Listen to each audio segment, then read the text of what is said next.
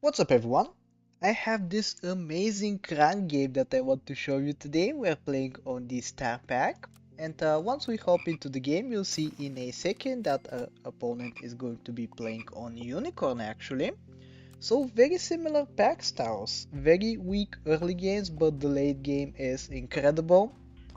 Here our opponent is picking up a axe hound hound and he is able to counter us.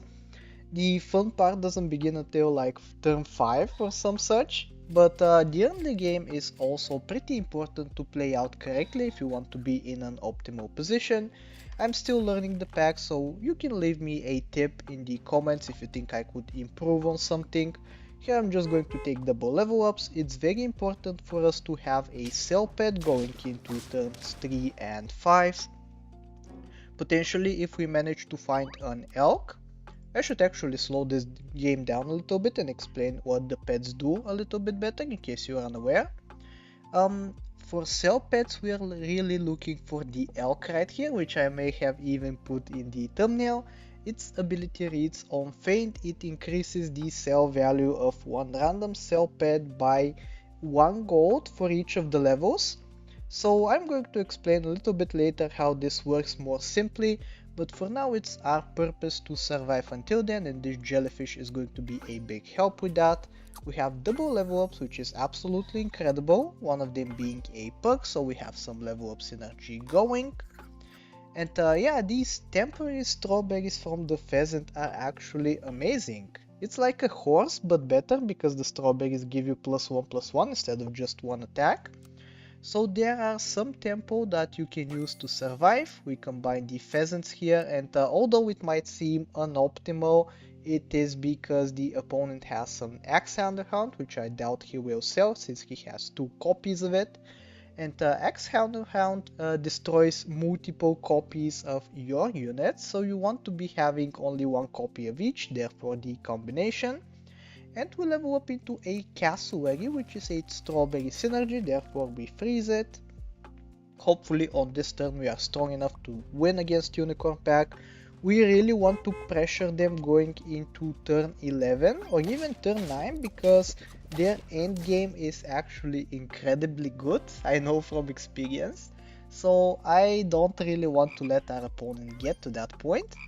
He's being a little weirdo, he's playing mana pets, which I don't believe are meta, but he might prove me wrong, who knows. Here I give up on the cassowary in hopes of finding a level on the frog and a jellyfish potentially. And sadly we only find another pheasant, which I will not even take, because once again the axe hound will punish us if we do. Instead we are going to take this Dumbo octopus, which I think people are really sleeping on. The stat line is just incredible, 2-5 starting stats, it's what the Bigfoot used to be when it saw so much play before. And yeah, you'll see why this Dumbo octopus is so precious in a little bit, but for now let's hop into the fight. We're leveling up the frog so we can give the jellyfish some experience mid-fight. And hopefully we end up winning, which it seems like we will, it's not even close. Although I think we did get pretty lucky with the mana snipes, we could have suffered a defeat onto this jellyfish right here. But yeah, we're going to take our level now. Instead of buying the frog, which would cost us 3 gold, we buy-sell this bass right here, which would only cost us 2 gold, and it fulfills the same purpose, so we just save 1 gold this way.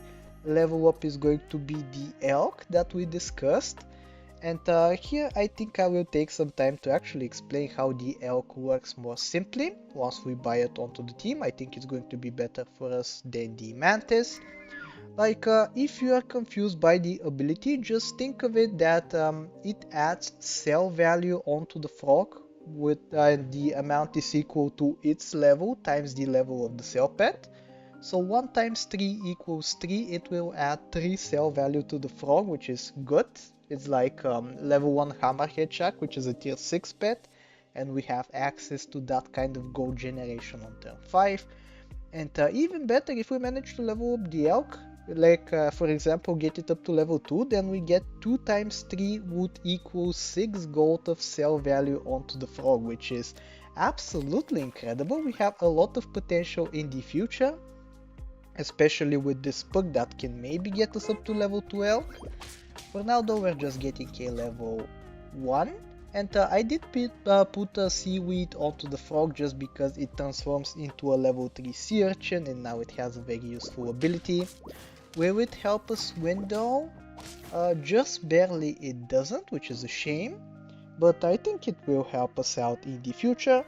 For now we'll just continue building levels. I was eyeing this seaweed right here onto the jellyfish, but I don't think we really need 2 HP reductions, especially against Unicorn Pack, which has low starting stats to begin with. So yeah, I do freeze it, but I think I will reconsider in a second as soon as we see what the Dumbo Octopus gives us. It is the chocolate cake from the Golden Pack. Absolutely incredible, especially for this build. Give one pet the chocolate cake perk, and what the perk does is that it gives the pet 3 experience and makes it faint. So that works perfectly well with the elk. Now the elk in battle is going to be level 2, and then it's going to faint, which means the gold is going to be 6 gold worth of accumulation on the frog, which yeah, we're going to be setting up very nicely for the end game, and if we position correctly, I think we can also be winning on top of that. Let's see how it goes right here. Our opponent playing very weirdly with the Abomination on the team, which has no ability, double Trouts, which you don't often see, but I guess against Star Pack they have some viability. But I think this time we should be drawing. Okay, that's good. It's actually better for the elk to faint because we don't feed the rambutan triggers onto the Abomination that way, which I think is good for us. We might take a level right here, results in a woodpecker shoe build. Sadly we don't have a strawberry build, we don't have a herd build, so we don't like either of those selections. What we do like though is this hawk, especially because we are versing Unicorn Pack and it is very difficult for them to get their HP over 7. So we don't even need to level this hawk up any further. Level 1 will do, it will take out 1 unit for sure. And you can probably tell that I am targeting this Wharf right here because not only it has the highest stats, but it also has a very dangerous ability which I want to take out before it triggers.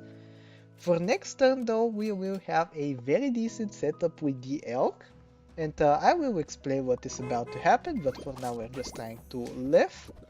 And I think we're even going to be winning, which is good. They accumulated a lot of mana, but it sniped the wrong unit and therefore we win. I don't think there was a winning snipe for them even, but here we go. This is what we're going to do. Elk going on to the pre-existing elk. Now we have a level 1.5.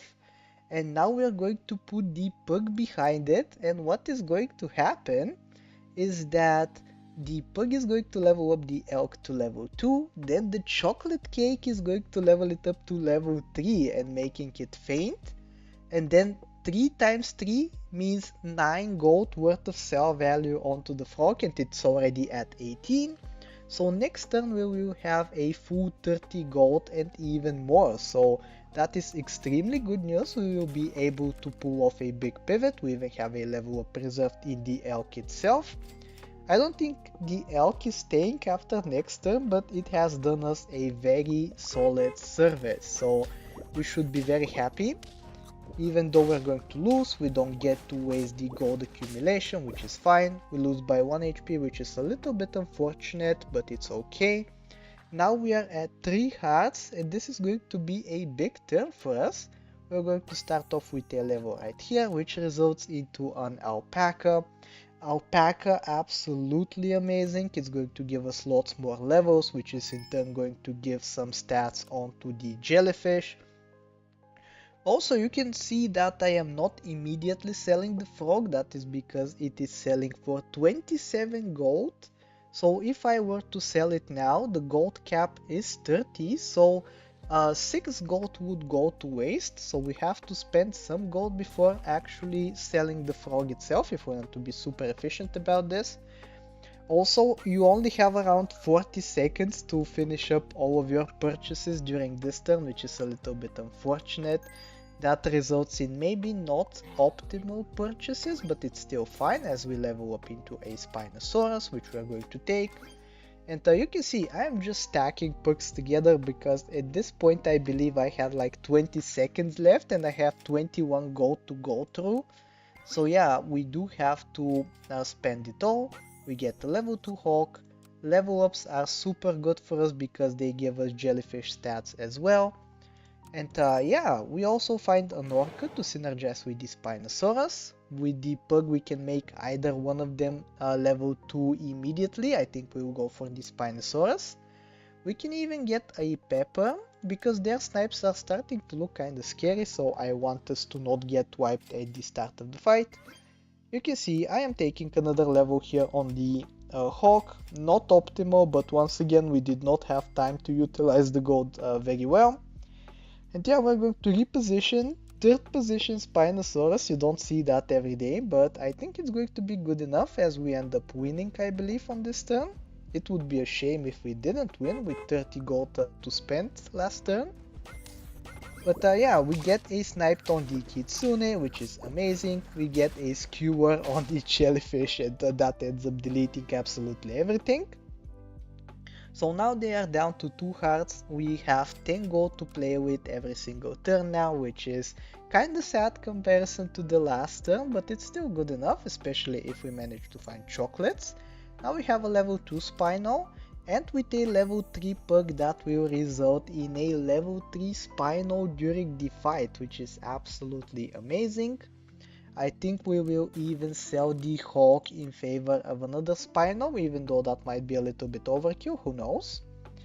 And my idea is to go full summons, because even if they snipe us into oblivion, if we can just respawn, get some stats with the Spinosaurus, we'll be all good to go. We find double chocolate as well for the Orca next turn. We're going to be facing off against the evil book from the bad dog here, which is kinda scary because we do not have high stats. It will summon the Cthulhu, which is going to snipe absolutely everything for 6 damage. But you can see, not good enough, and we actually look out into a Weasel spawn, which will give us 1 extra gold for the next turn. By the way, the new Weasel art is absolutely ginormous for some reason, but it's fine. As we win with a 43-38 jellyfish at the very end. And yeah, we're coming up on the final turn. We're going to take our level onto the Orca right here. And I think eventually the second Spinosaurus is going to come in, or maybe even not. I guess I do just take the chocolate onto the Orca. The Hawk is doing a pretty good job, and maybe I eventually want to get a level 3 Spinosaurus naturally, so we can put the Pug behind the Orca instead. But I believe this is going to be the final fight. Let me slow it down a little bit so it's easier to follow. They still have the toy from last turn, which is a little scary. They found 2 phoenixes actually, which is also pretty scary with this crisp ability. And the mana snipes are going to actually wipe out the Spinosaurus. Super unfortunate snipes for us, but will it even matter? We shall see in a second. Should I speed it up? I don't think so. The great one is spawning, dealing lots of damage. Another wave of crisp comes, and then we get 2 more faint pets from the Orca. We get to put an ink onto the young phoenix, which actually results in the victory right here. Absolutely incredible look right there. And yeah, that is how I managed to use the chocolate cake with the elk to get a sick victory in Star Pack Versus. So I really hope this video was helpful to your Star Pack journey, and if you did enjoy this video, I really hope that you like, sub, do all the generic stuff, and I will talk to you next time. Take care.